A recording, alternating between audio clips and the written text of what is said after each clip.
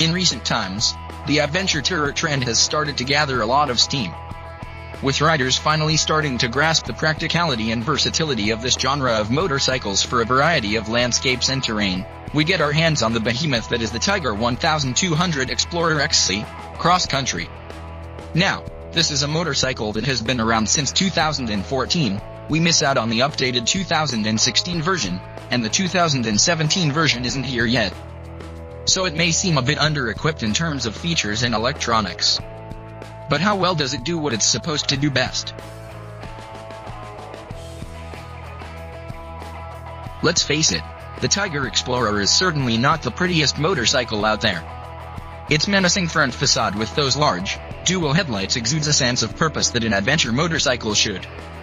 The upswept, rugged jawline really adds to the whole predatory appeal of the Explorer. It gets a tall, manually adjustable windscreen that is a bit difficult to operate. There are two knobs on either side of the fairing that need to be loosened before you can adjust the height, so adjusting the screen on the go will be a task close to impossible. LED lamps that sit below the fairing as a statement, and really help with night riding, especially off-road. LCD INS handlebar mounted thumb switches with scroll facility. It features 2 trip meters displaying distance covered, journey time, average speed, average fuel consumption, instant full consumption and range to empty.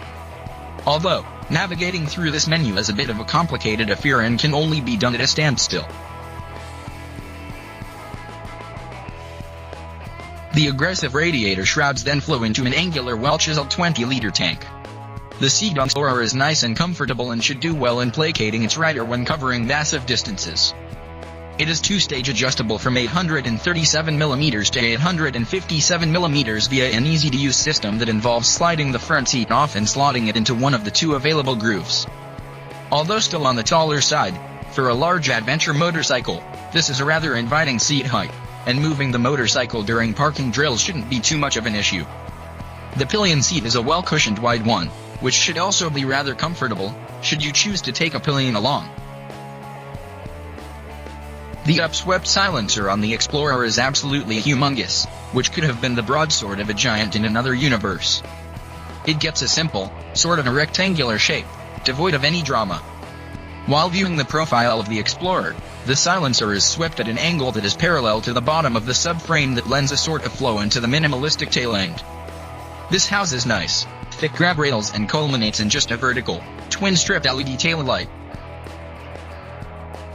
As mentioned earlier, this 2014 version of the Explorer is a bit dated in terms of features and equipment when compared to the likes of other prime adventure tourers like the Ducati Multistrada 1200 Enduro and the BMW R1200 GS Adventure.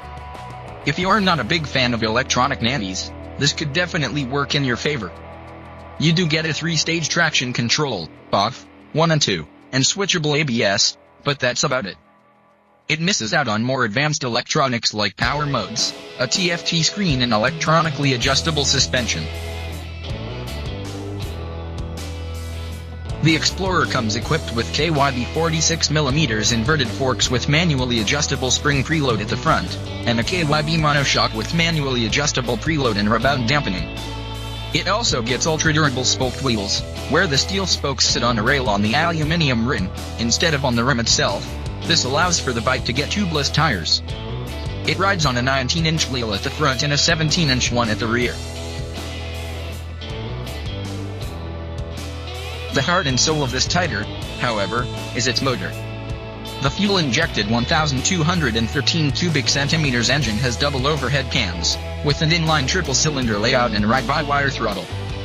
The 137 HP of peak power and 121 nanometers of torque is directed to the rear wheel via shaft drive that is not only durable, but really curbs the amount of transmission loss that is synonymous with conventional chain drives.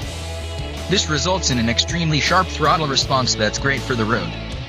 But couple this up with the absence of power modes and it can complicate things a bit when riding in the dirt.